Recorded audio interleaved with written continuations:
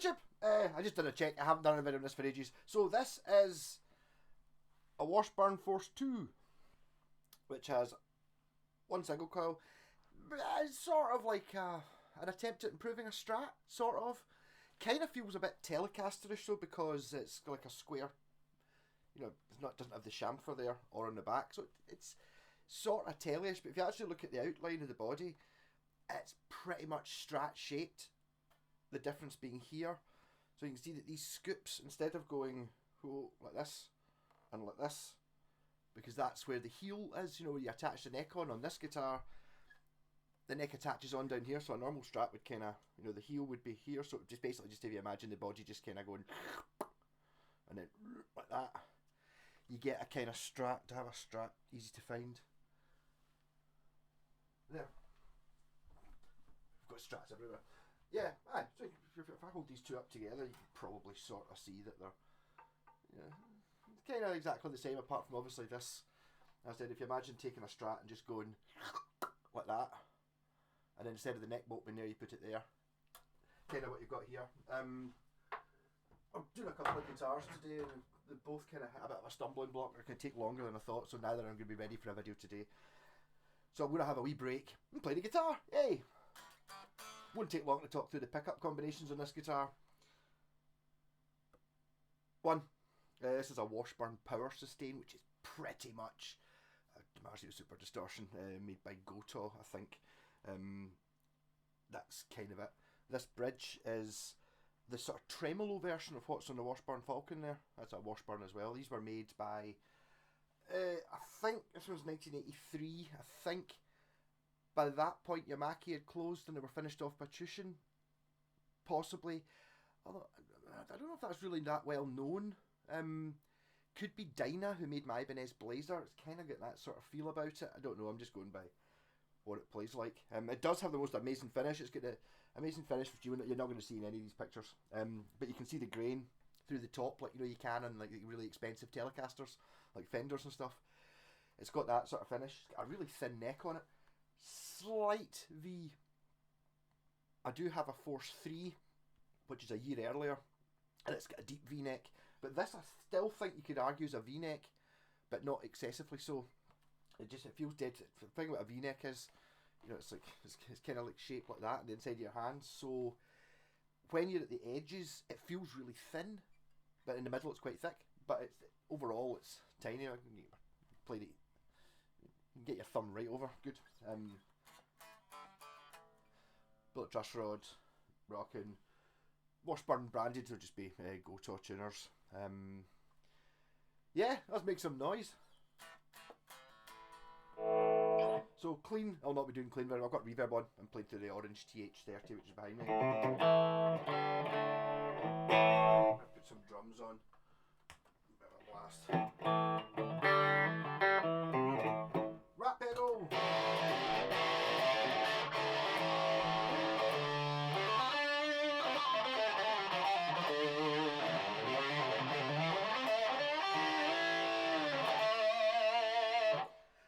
It does sound fantastic. Maybe not when I'm playing it, but compared to the guitars, compared to it's good. Get somebody good playing it, it'll be excellent. The tremolo has it been set? Well, I have set the tremolo, so it's floating, which is actually quite a good tremolo. If you can't see in the back, but it's got like the big thick block because it's Japanese. It's not one of your cheapy ones. There's not really anything cheapy about this guitar, to be honest. Apart from if you can find one, or I don't think they're that cheap anymore. They were never cheap, but they were kicking about. There's an entire Force range from this shape and this era. I actually did a video last week of a 1986 version, which we made in Korea, and it's a bit of a lesser guitar, but still good guitar. Still what you would get now as a, you know, like a modern guitar, but it's not a Japanese one. There is a difference. A wee bit of a snob when it comes to Japanese guitars, because they're kind of as good as you can get. I mean, you know, you're looking at, to get guitars like this now, you're up at custom shop level, really. Over you know,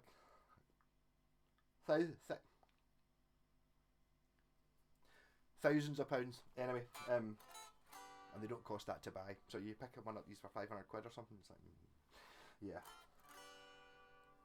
So this is a Force 2, the one pickup. There's a Force 2 that's got 2 humbuckers. There's a Force 3 which is like a Strat, so you get 3 single coils. Force 4 is a base ver. Forgot that was on the wall. Force 4 is that one. A Force 6 is 2 humbuckers. I think it's got an active circuit in it, something like that.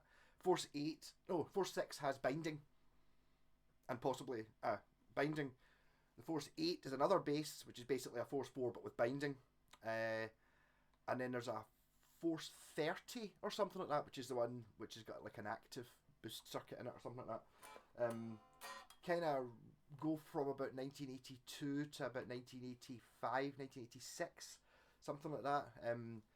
But they did change a little bit because they were Yamaha, the company that started making them, went under. Who made that one because that guitar particularly was too expensive to build. Basically, you don't get guitars like that anymore. Yeah, so one pickup. It's good. Maybe we don't like to tone. Well, the less you've got, the less you've got to work with, the better it is. Sort of.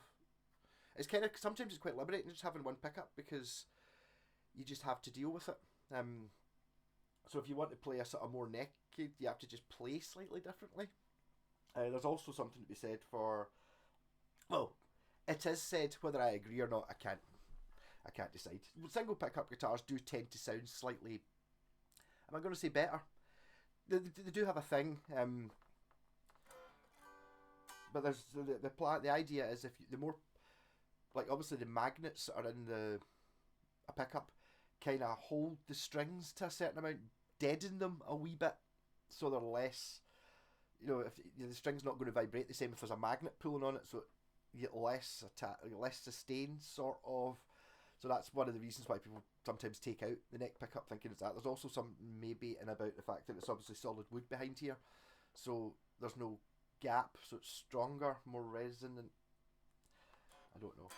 It's a lot of people are scared of the single pickup guitars because only a single pickup. I kind of like the idea of just going up here. Rah, here we go. Right, I'm here and I'm playing lead. That kind of attitude a little bit. Obviously in a jokey way.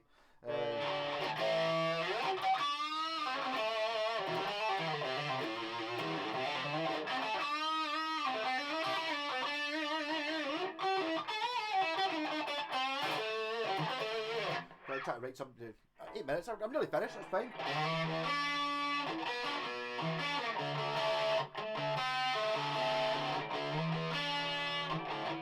Not too much like war pigs, is it?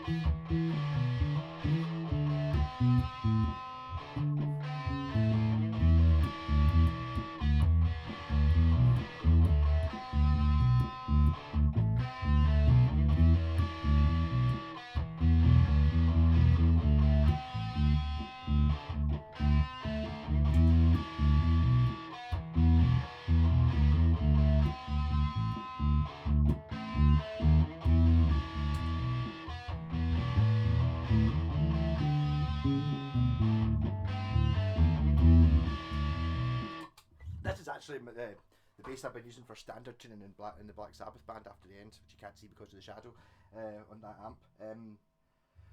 Really love this bass. It's a stunner bass. It's kind of just the bass version of the guitar I'm playing.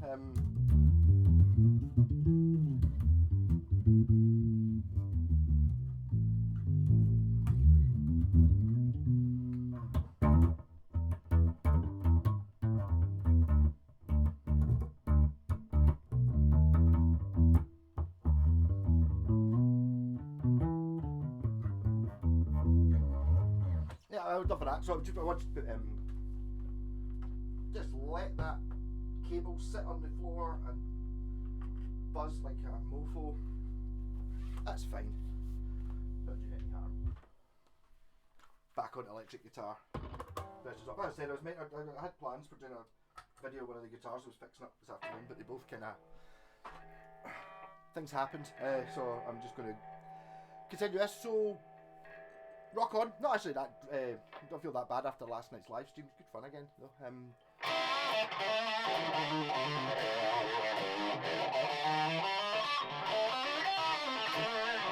And I've got a few videos in the bank that I need to edit. I just need to start doing editing. Not that much fun editing.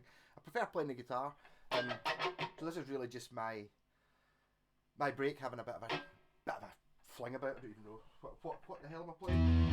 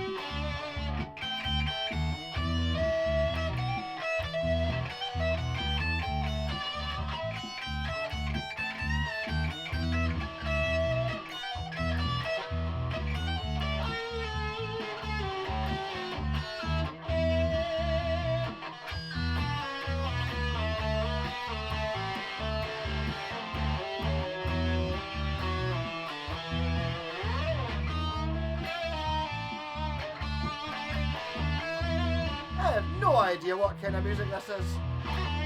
Not one I can play, give it that much.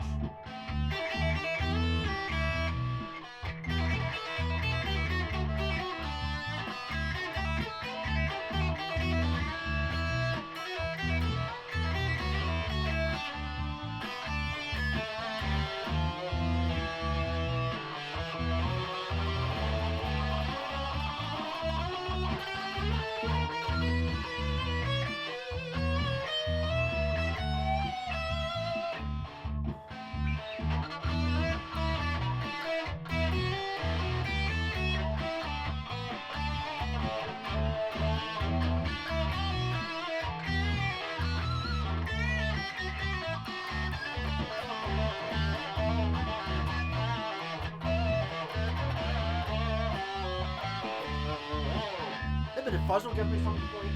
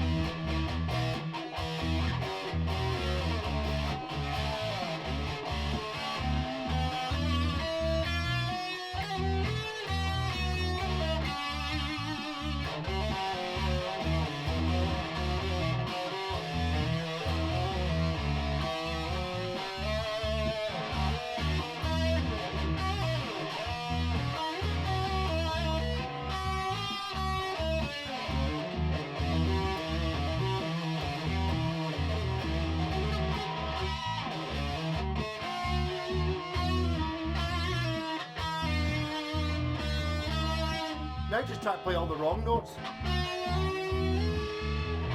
Which I'm feeling at as well.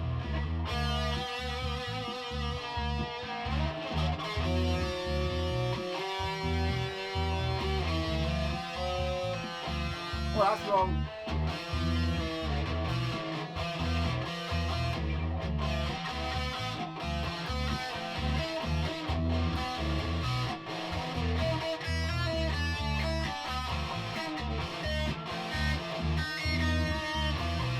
Good as well.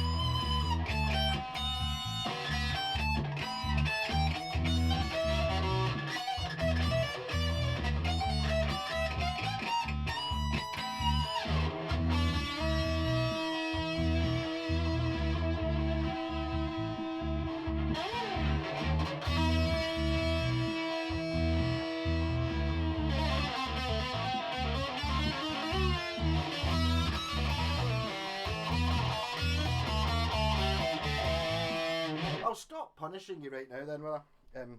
To be honest, it's actually pretty bad for me as well, because I'm listening to it quite loud. You've at least got a volume control you can turn down.